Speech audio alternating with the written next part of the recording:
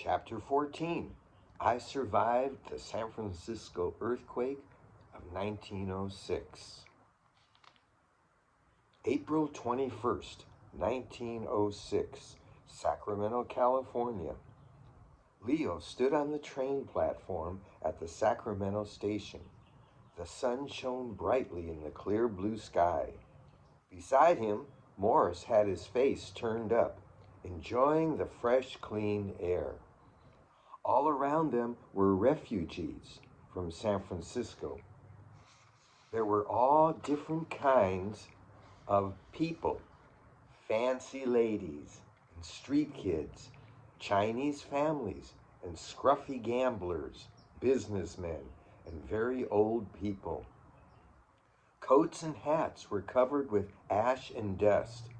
Some people wore bandages or walked with crutches, and they all shared the same expression, a mixture of shock and relief. Their city was gone. Thousands were dead, but they had escaped alive. They'd gotten to the California capital just that morning. Leo, Morris, Wilkie, and thousands of strangers.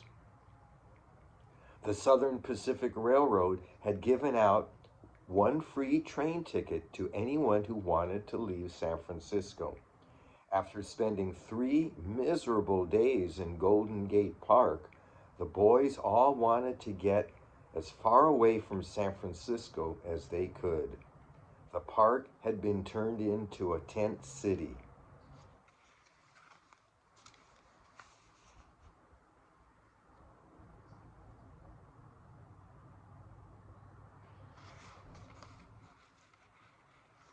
Soldiers handed out food and water, but there wasn't enough for everyone. Leo and the guys had waited in line all day long just to get a piece of bread and some water. Sleeping was impossible with all the crying and screaming.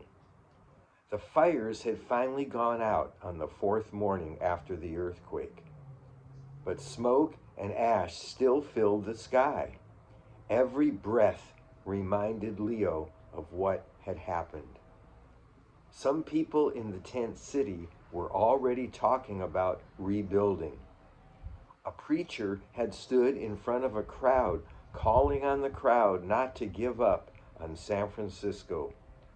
"Our city is gone," he said, "but its spirit is here.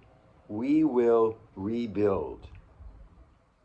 And that completes chapter 14, part 1 of chapter 14.